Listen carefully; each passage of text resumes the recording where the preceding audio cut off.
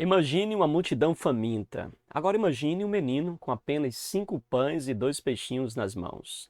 O que parece insignificante aos olhos humanos, mas nas mãos de Jesus se torna milagre. Nesta lição, vamos mergulhar no capítulo de número 6 do Evangelho, segundo escreveu o evangelista João, onde Jesus não apenas alimenta milhares de pessoas, mas revela algo ainda mais extraordinário. Ele mesmo é o alimento.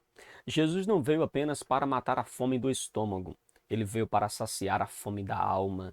Prepare-se para entender por que Jesus declarou: Eu sou o pão da vida. Uma lição que vai além do milagre e nos convida a refletir sobre nossa fé, nossos interesses espirituais e a nossa total dependência dele. Porque mais do que provisão, ele é a própria vida. Sim, não se esqueça, obviamente, de se inscrever no nosso canal, deixar seu like, compartilhar, ativar também o sininho de notificação para você não perder nenhuma lição. Inscreva no nosso canal e vamos juntos crescer no conhecimento da palavra de Deus. Vamos então para mais uma lição da Escola Bíblica, onde nós queremos, nesta oportunidade, estar dando continuidade à nossa lição que tem como tema geral "E o Verbo se fez carne, Jesus sob o olhar do apóstolo do amor". É uma lição que está sendo trabalhada a partir do Evangelho segundo escreveu o evangelista João. E eu quero, na lição de hoje, já chamar a sua atenção. Nós iremos então para a nossa segunda aula, ou melhor, iremos para a nossa quarta aula, onde nós iremos falar sobre Jesus, o pão da vida. Nós estamos então na nossa quarta aula da escola bíblica, onde nós temos essa oportunidade hoje de estudar Jesus, o pão da vida. Na lição de hoje, irmãos, nós temos aí o privilégio e a honra de estudar, não é, o capítulo de número 6 deste evangelho, o evangelho segundo escreveu o evangelista João, e nós iremos falar sobre essa temática que é de suma importância para o nosso crescimento e desenvolvimento espiritual. É um texto muito conhecido dos irmãos, é um texto que possivelmente você já ouviu diversas pregações nesse texto da palavra de Deus, que se encontra no Evangelho segundo escreveu João, capítulo 6, do verso 1 ao verso 14, embora iremos também fazer algumas citações e explicações também dos versos que sucedem esta primeira parte aqui do capítulo e que está aqui na nossa leitura bíblica em classe, tá bom? Então, queridos, nós iremos aqui para mais uma lição, aprendendo da palavra de Deus. Não se esqueça, é importante que aquele que estuda a palavra do Senhor possa estar, então, de posse, tá bom, da sua lição, possa estar de posse também da sua Bíblia. É importante você estar com a sua Bíblia nas mãos. E também, se você tiver aí um livro de apoio, tá certo? Você pode também estar aí munido com o livro de apoio da lição. E claro, não se esqueça de ter em suas mãos também papel e caneta para que juntos possamos fazer, caso necessário, algumas observações, tá bom, queridos? O nosso texto áureo está em João capítulo de número 6, verso de número 48, onde Jesus diz: Eu sou o pão da vida. Esta é inclusive uma das 7 expressões no Evangelho segundo escreveu João, em que Jesus diz: Eu sou. E aqui ele diz: Eu sou o pão da vida. Com isto, Jesus aponta, e obviamente que não precisaremos aqui de uma exegese muito trabalhada, muito profunda, para nós compreendermos essa verdade que está tão clara. Obviamente que muitas figuras, muitas metáforas foram usadas para ilustrar algumas verdades no reino de Deus. E aqui está uma. Jesus utiliza-se do pão, que era algo muito comum e importante para o povo judeu, e o toma, então, o pão como metáfora para falar dele. E ele diz: Eu sou o pão da vida. Jesus mostra que nem só de pão, pão físico, pão material, fabricado pelas mãos dos homens, vive então o homem. Mas ele ensina que ele é este pão, ele é o maná que desceu do céu. Muito mais do que o pão terreno, nós precisamos também do pão celestial. Enquanto o pão material alimenta o nosso corpo físico e nos mantém, então, em atividades físicas ou em sustentação física, o pão espiritual ele é necessário porque mantém a nossa vida espiritual. É quem nos alimenta espiritualmente, mantém a nossa estrutura espiritual.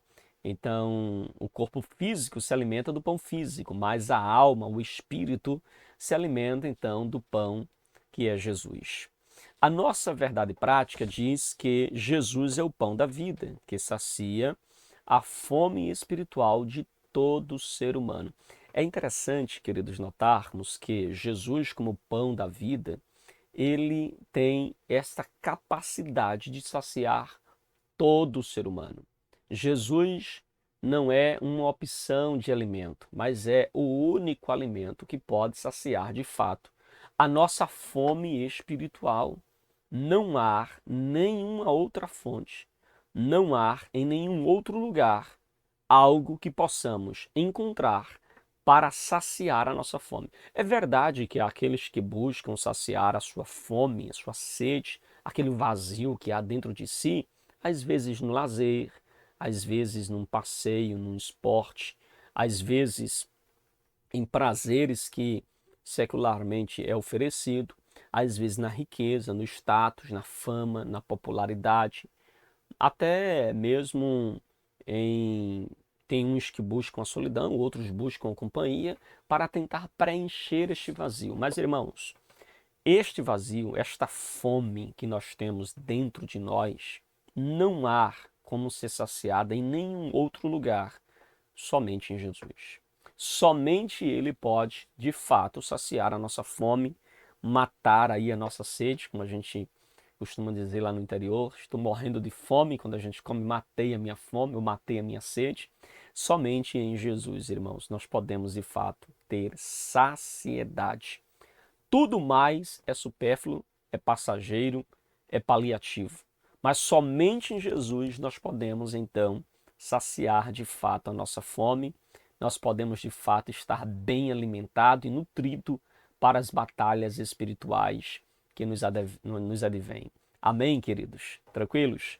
Vamos então para a nossa leitura bíblica em classe. Eu sempre faço questão de ler com os irmãos. É uma leitura tão gostosa, tão linda, tão maravilhosa, que nós iremos fazer agora, que é a leitura de João, capítulo 6, verso 1 ao verso de número 14.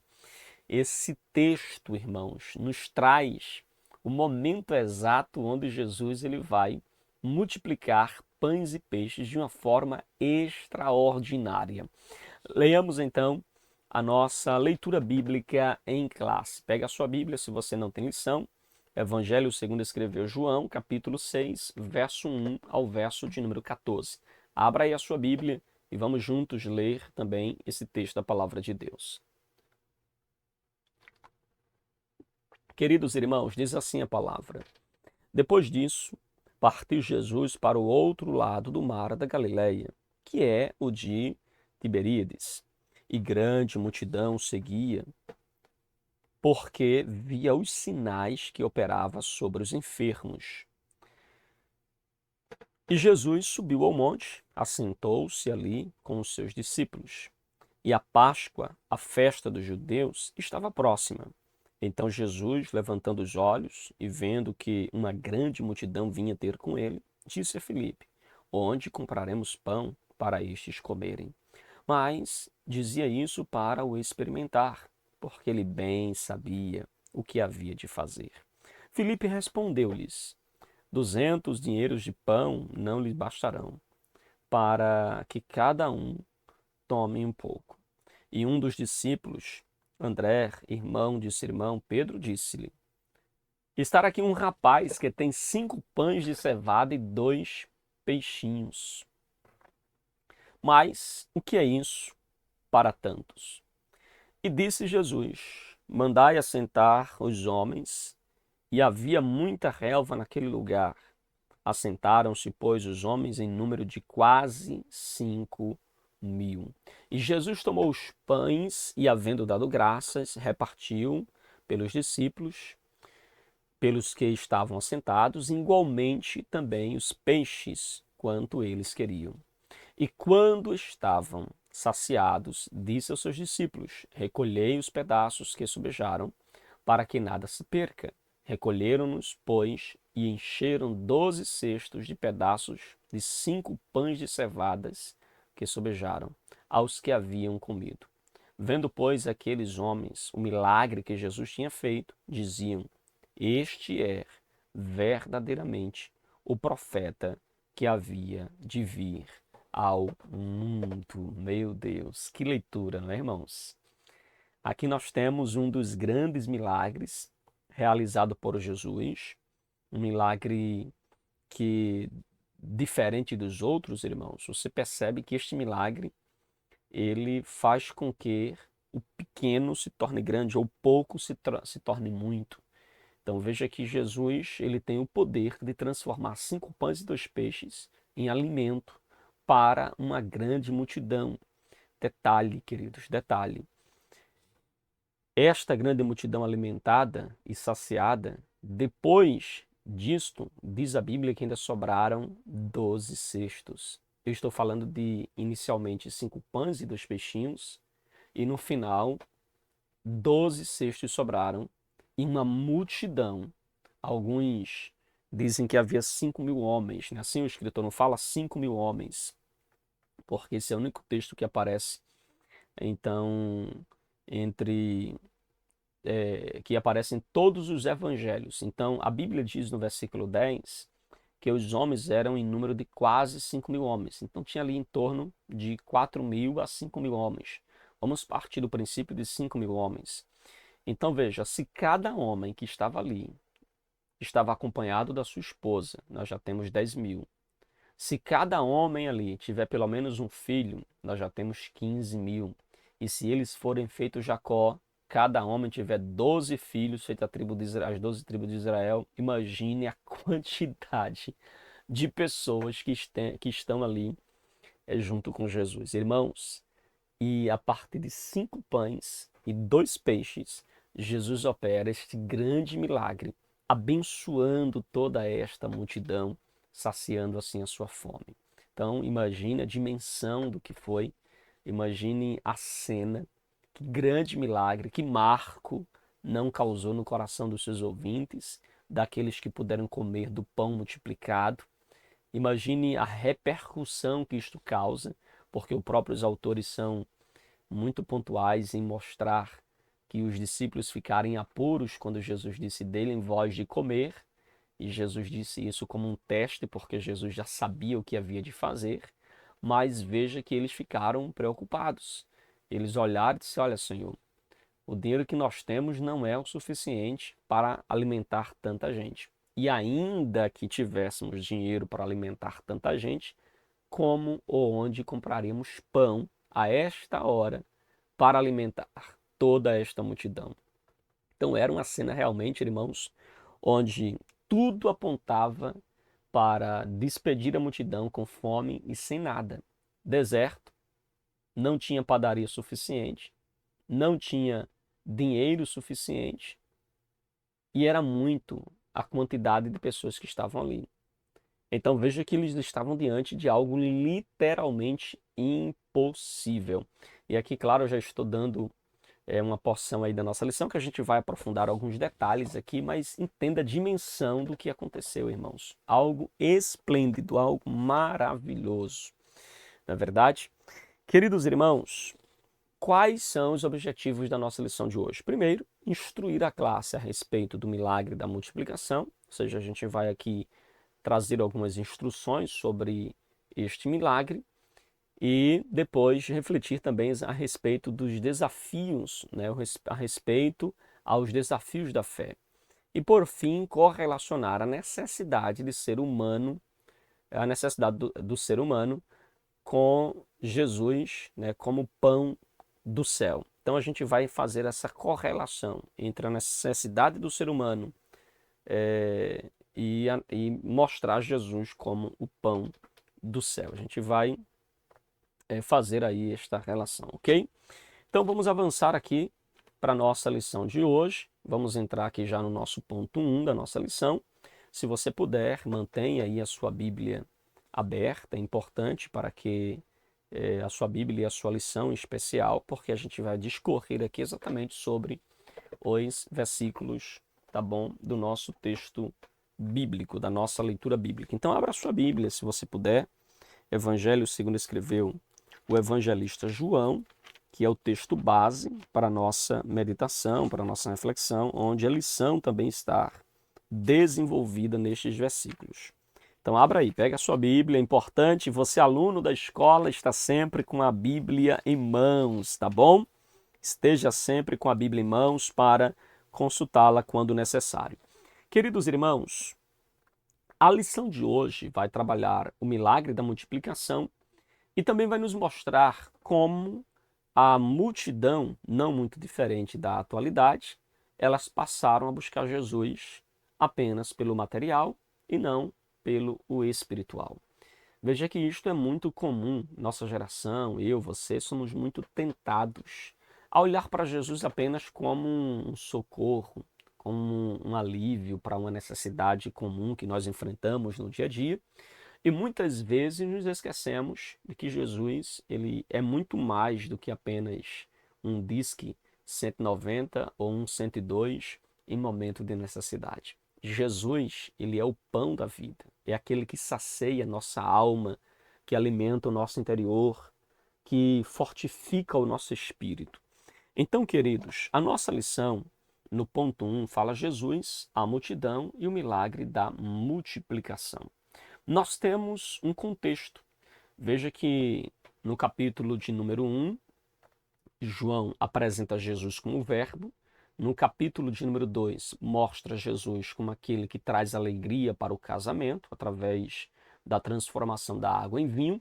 No capítulo 3, João aborda Jesus falando sobre o novo nascimento, um diálogo ali com Nicodemos.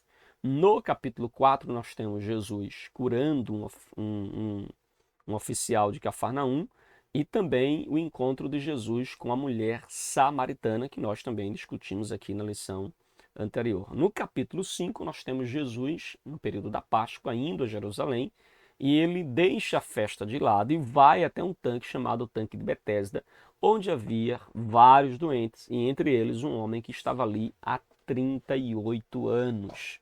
E ali Jesus, então, cura aquele homem, dá saúde para aquele homem, e aí nós entramos no capítulo de número 6. Aí diz o texto, depois dessas coisas, possivelmente depois destes ocorridos, depois desses fatos, Jesus atravessou o mar da Galileia, que é o mar de Tiberíades, e a Bíblia diz que uma grande multidão o seguia, uma grande multidão o acompanhava, porque, o texto é claro, tinham visto os sinais que ele fazia na cura dos enfermos. Então o texto já mostra a razão pela qual a multidão acompanhava Jesus. Qual a razão? Porque eles tinham visto os sinais que Jesus fazia. E por isso essa grande multidão acompanha. Você já deve ter ouvido diversas mensagens sobre os seguidores de Jesus. Quem eram os seguidores de Jesus? Jesus tinha perto de si os seus discípulos, depois apóstolos. Jesus tinha, lembrando que os discípulos de Jesus não foi apenas os 12, viu? Os 12 foram separados para apóstolos entre os mais de 70 discípulos que Jesus tinha dentro dessa multidão, e possivelmente mais discípulos ainda ele tinha, mas destes discípulos Jesus separou 12 para ser apóstolos. E aí nós temos também a multidão. Nós temos a multidão. Nesta multidão nós temos aqueles que estão ali por curiosidade, aqueles que estão ali porque querem entregar Jesus ou apanhá-lo em alguma falha. E aí nós temos uma multidão diversificada que está acompanhando o ministério de Jesus. Neste caso aqui em especial, esta multidão está à procura de Jesus por causa daquilo que Jesus pode ofertar para elas no que diz respeito à vida material. O texto no verso 2 diz uma grande multidão, e o texto fala mais na frente, no versículo de número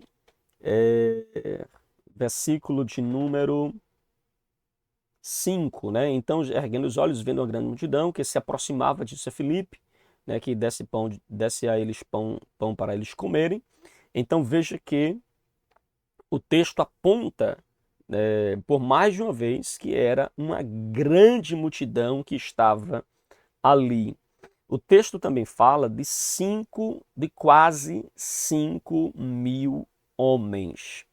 Então veja que era de fato, irmãos, uma grande multidão que estava ali acompanhando Jesus, como mencionei aqui logo de início, 5.000 homens, cada um com esposa 10, cada um com filho já vai 15. Então veja que nós temos aí uma média de mais de 20.000 pessoas possivelmente ali, ok? Muita gente estava ali acompanhando Jesus. Então, queridos, esta grande multidão estava seguindo Jesus pelo que tinha visto, ou seja, eles estavam acompanhando Jesus por causa do que os seus olhos visualizaram, não por causa do que os seus ouvidos ouviram e nem porque eles estavam crendo que Jesus era o Messias. Então veja que a razão pela qual eles acompanhavam Jesus era porque eles tinham visto Jesus curar enfermos, fazer milagres. Então aqui nós temos essa multidão que acompanha. E em um determinado momento, quando Jesus erguendo os olhos e vendo esta multidão se aproximando, e estando ali também com Jesus, Jesus se dirige para os seus discípulos para que eles possam comprar pão para esta multidão. Jesus diz no verso de número 5, e erguendo Jesus e erguendo os olhos e vendo uma grande multidão que se aproximava, disse a Filipe: onde compraremos pão para lhes dar de comer? Então veja, Jesus coloca os discípulos ou dar aos discípulos a responsabilidade de resolver a questão de onde comprar pão para esta multidão. E o texto nos aponta, então, no verso de número 6, que Jesus dizia isto para testá-lo. Obviamente que Jesus disse isso para provar, não porque Jesus não conhecesse os discípulos, mas porque os discípulos precisavam passar por esse teste, eles precisavam ser aprovados. Como um professor que aplica uma prova, não porque ele não sabe das respostas, mas porque o professor quer, então, que os alunos descubram o quanto eles conhecem, o quanto eles estão ali por dentro do assunto, da matéria, da prova que irão fazer. Então Jesus, ele diz isto para testá-lo, porque Jesus já sabia o que ia fazer, diz o texto. Então veja que Filipe respondeu: nem mesmo 200 denários. Irmãos, olha a quantidade de pessoas que nós temos ali. Um denário, que é uma moeda romana, né, de prata, ela era então o pagamento por um dia de trabalho. Veja, um denário era o pagamento por um dia de trabalho. Então, se Filipe está dizendo que nem mesmo 200 denários de pão seria o suficiente para que cada um recebesse um pedaço, ou seja, possivelmente o que eles tinham em caixa era nessa média de 200 denários. Mas não seria suficiente para que cada um recebesse um pedaço de pão. Não era para comer e saciar, era somente para enrolar a barriga ali, para continuar ali pregando, né, ouvindo a pregação de Jesus. Ou seja, 200 denários, 200 dias de serviço não lhe eram suficientes. Irmãos, some aí 200 dias de serviços, irmãos. Você pega o salário, por exemplo, se o salário diário está a R$ 50, veja, 200 vezes 50, é o que eles tinham em caixa ali na média. Então veja, irmãos, que era realmente uma grande multidão. Filipe disse: olha, Senhor, a gente tem aqui uma média de 200 denários, 200 dias de salários aqui, e não é o suficiente para que cada um receba um pedaço de pão. E aí segue o texto. Verso 8. Um dos discípulos, chamado André, irmão de Simão Pedro, disse a Jesus: estará aqui um menino? Eu penso que André disse isso, não tão de brincadeira, irmãos.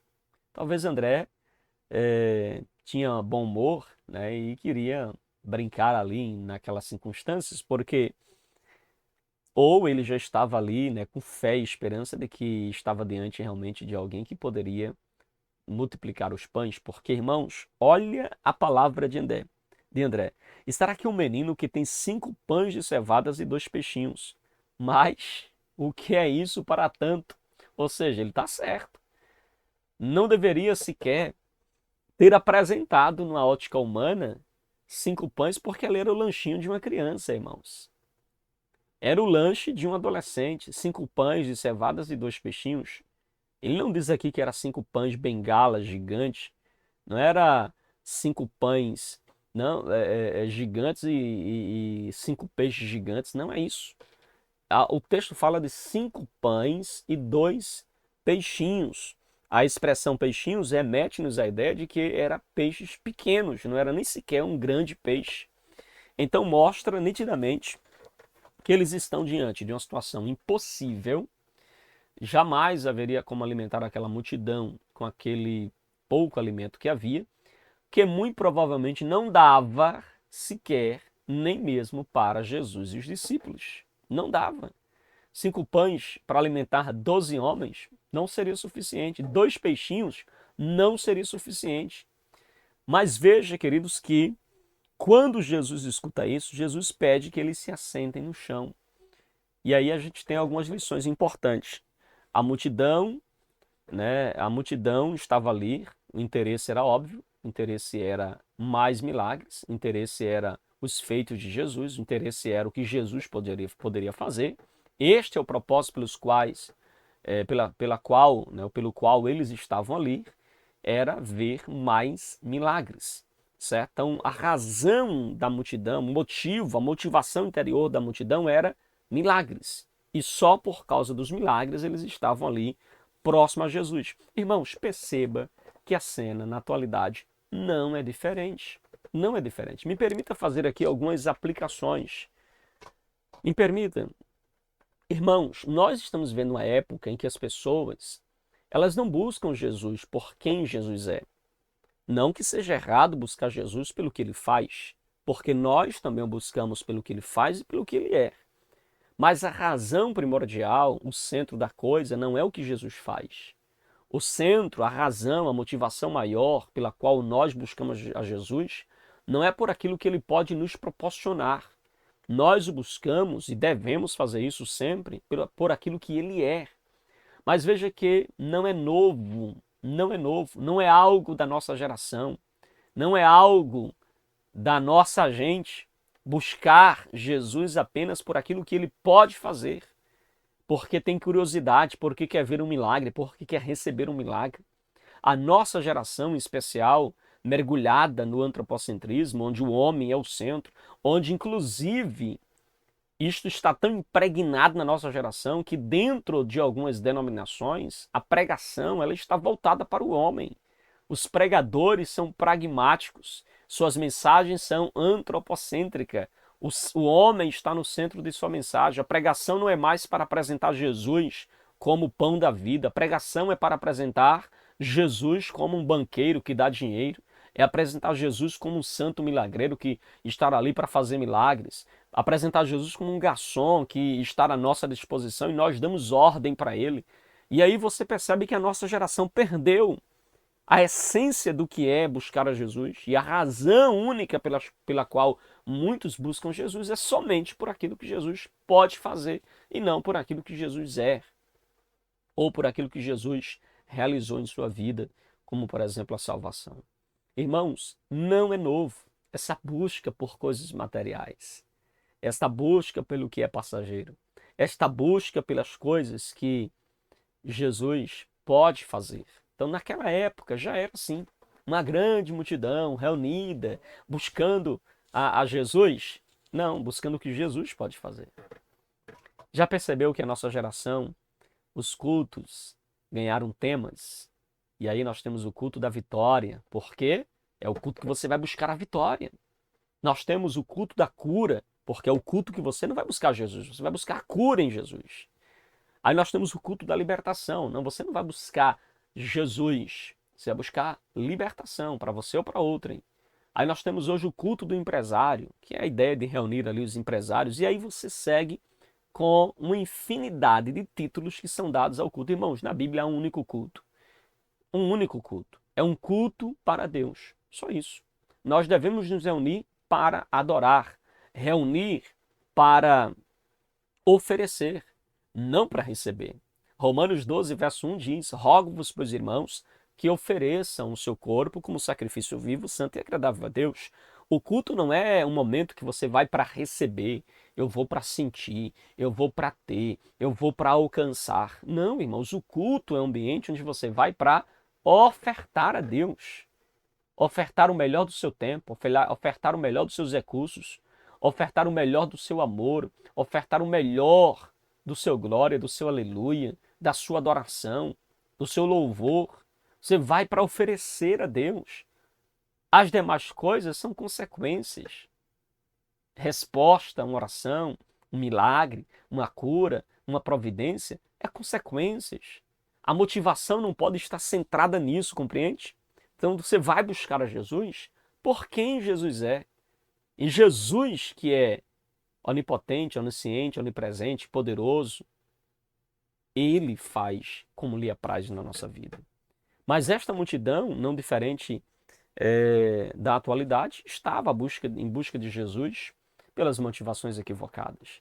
É claro que Deus, irmãos, em sua infinita misericórdia, em sua infinita graça, pode se utilizar até mesmo das motivações erradas para cumprir o seu propósito, como foi o caso em muitas situações em que as pessoas vieram a Jesus com a motivação errada. Jesus então usou aquilo para a sua glória, transformando o coração e dando àquelas pessoas a real razão, o real motivo pelo qual eles deveriam buscar a Jesus. Amém, queridos? Então, no episódio do milagre da multiplicação, Jesus percebeu que a multidão o seguia por outros interesses.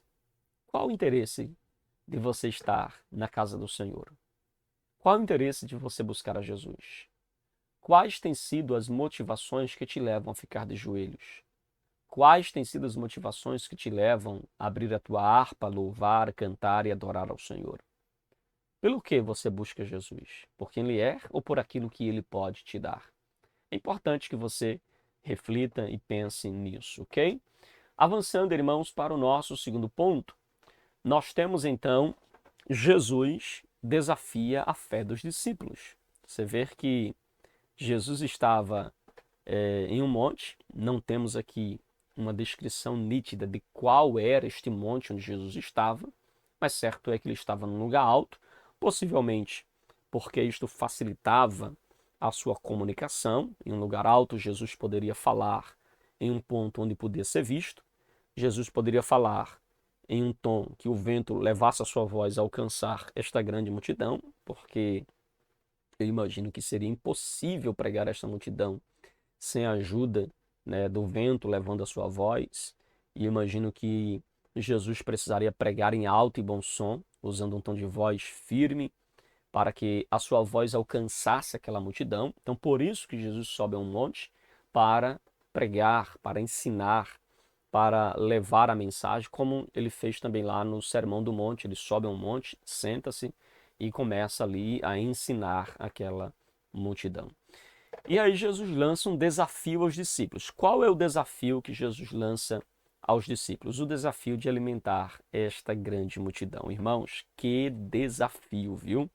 Que desafio. Nosso autor, ele vai pontuar, né, no ponto de número 2, no subponto número 2 do capítulo do ponto 2, ele diz o desafio para os discípulos.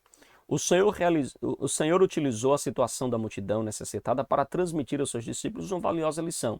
Então veja que neste momento, quando Jesus lança para os seus discípulos o desafio de alimentar a multidão, Jesus está provando os discípulos e ensinando a ele uma grande lição. Então aqui o Senhor estava demonstrando à multidão a limitação humana em resolver problemas complexos, né? O Jesus estava ensinando aos seus discípulos, melhor dizendo, a limitação humana para resolver problemas complexos. Você já deve estar ciente, como a gente pontuou, de que era impossível alimentar aquela multidão naquele local deserto. Não tinha padaria, não tinha dinheiro suficiente. Era impossível. Então Jesus está ensinando, de fato, uma grande lição para os seus discípulos, de que a limitação do homem é então o começo de um grande milagre de Deus. A limitação do homem não limita Deus, mas a limitação do homem é um terreno fértil para Deus operar milagres, para Deus fazer grandes coisas. E é isso que Jesus vai fazer. Os discípulos estão diante de um grande desafio. Não há neles qualquer capacidade para alimentar aquela tamanha multidão, mas o limite dos homens é um terreno fértil para Jesus operar milagres. E é isso que vai acontecer aqui. Jesus lançou o desafio, os discípulos ficaram apavorados, preocupados. Filipe declarou logo, nem 200 denários seria o suficiente. André disse, olha, tem uma criança aqui com 5 pães e 2 peixes, mas o que é isto para tanto?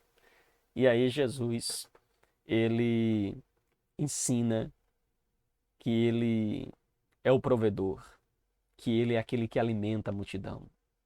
E aí nós temos uma lição de provisão, irmãos. Jesus disse, senta todo mundo. Jesus manda que eles fiquem organizados em grupos de 50 em 50, de 100 em 100, porque Jesus é organizado, ok? Jesus pede que eles fiquem sentados em grupos. E aí você percebe então que o milagre vai acontecer, né, de uma forma extraordinária. Olha o que diz o verso de número 10. Façam com que todos se sentem no chão. E havia muita relva naquele lugar. Assim os homens se assentaram e eram quase 5.000. Vamos dar uma lida aqui no texto paralelo, irmãos? Olha Mateus capítulo 14. Veja Mateus capítulo 14, que também fala sobre a multiplicação. É importante que você dê essa olhadinha comigo, porque olha que interessante, irmãos. Versículo de número 19. Tendo mandado que a multidão se assentasse sobre a relva, pegando os 5 pães e 2 peixes, e erguendo os olhos ao céu, abençoou.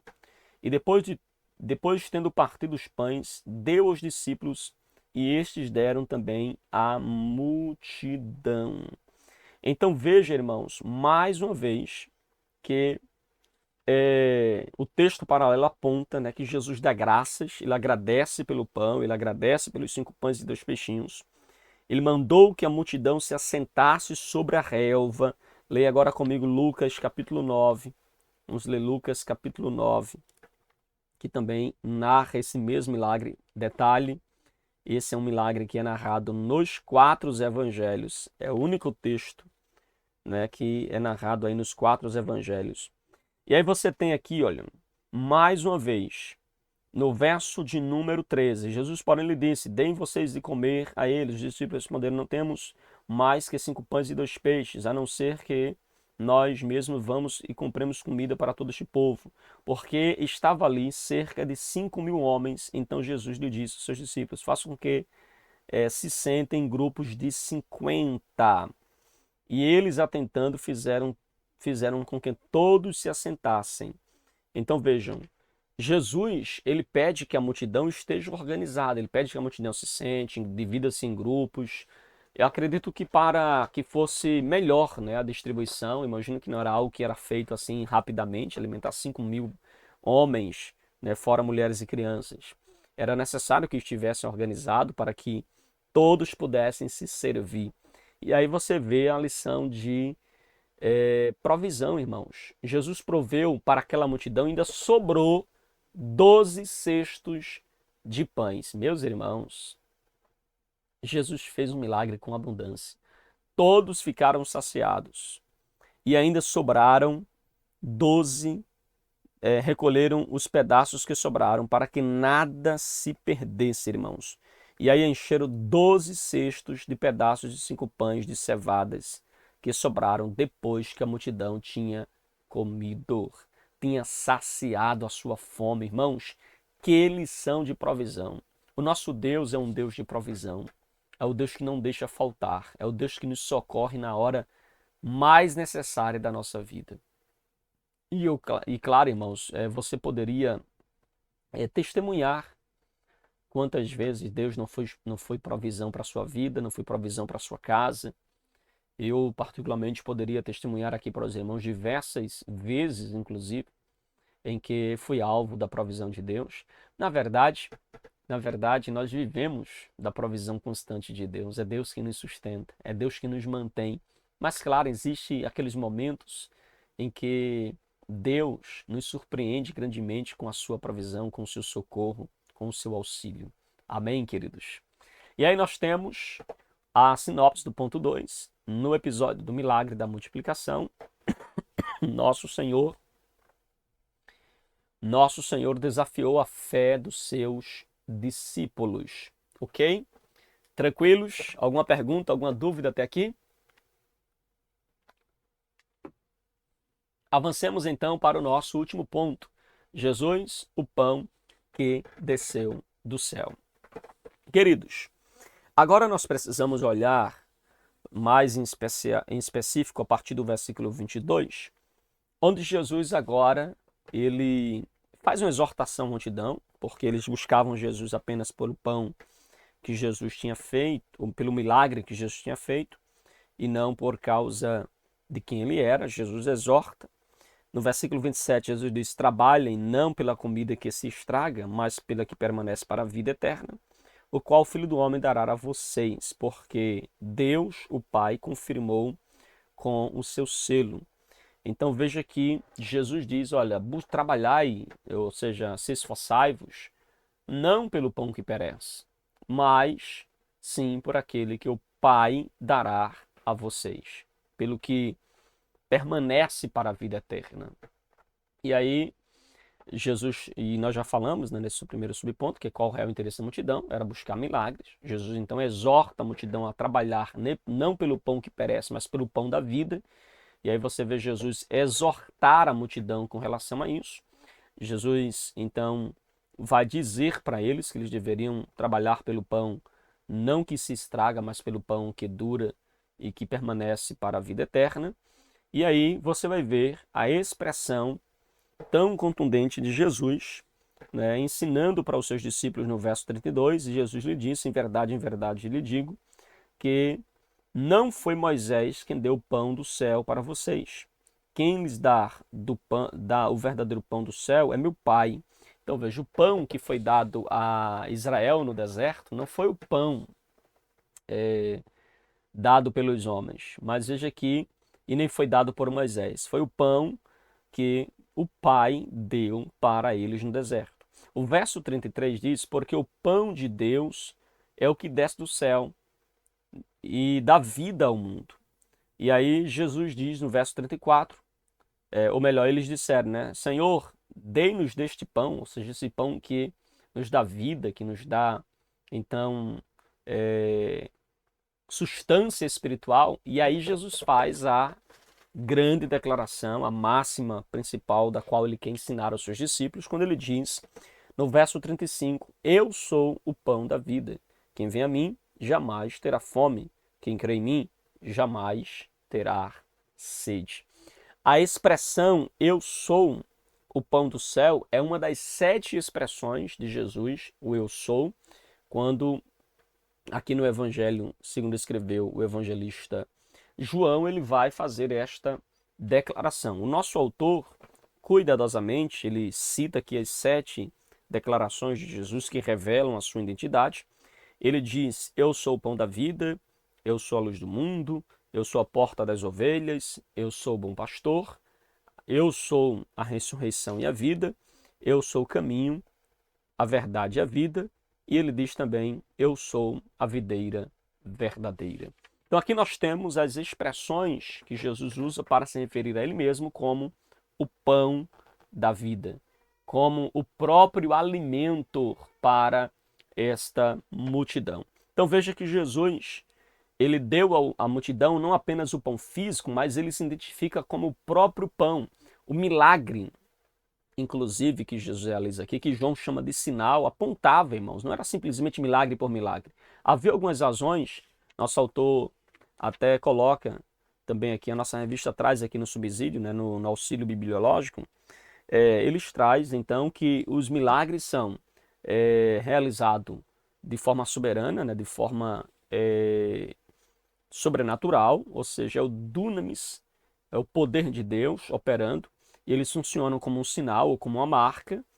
E também veja que estes sinais que Jesus operou, eram milagres que apontavam para uma realidade espiritual. Então Jesus faz a multiplicação dos pães e peixes, alimento físico, apontando para uma realidade espiritual, quando ele declara essa máxima, dizendo: eu sou o pão da vida. Então Jesus está aqui declarando de fato o porquê e apontando para o pão da vida, que mais na frente o apóstolo Paulo vai falar sobre o comer o pão, e aponta ali para o próprio corpo de Jesus. Não que na ceia nós estamos comendo o corpo, nós estamos comendo pão que simboliza o corpo de Cristo, compreende? Então nós temos ali na ceia Paulo fazendo uma referência ao pão como corpo de Cristo, como símbolo do corpo de Cristo, sinalizando agora que nós comemos do pão, fazendo parte então desta aliança, deste relacionamento com Jesus.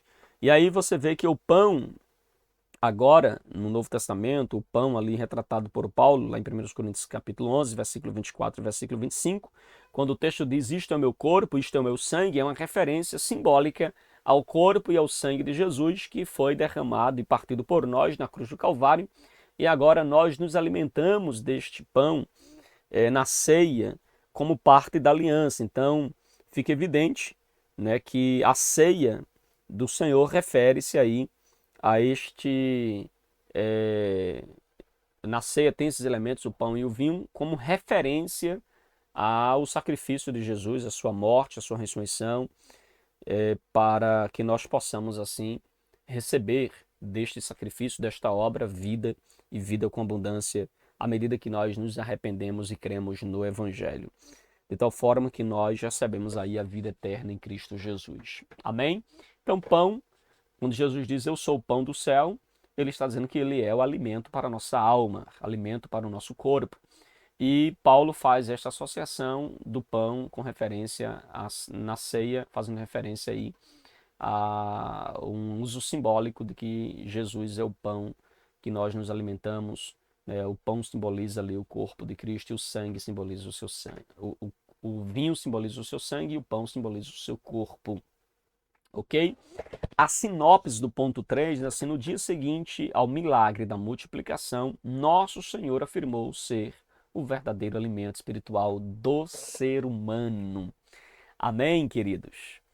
E aí, uma frase que eu deixo aqui sempre no término da nossa aula, no término da nossa ministração, eu deixo sempre uma frase para os irmãos, e a frase de hoje é o seguinte: não basta comer o pão, é preciso se alimentar do pão da vida. Meu Deus!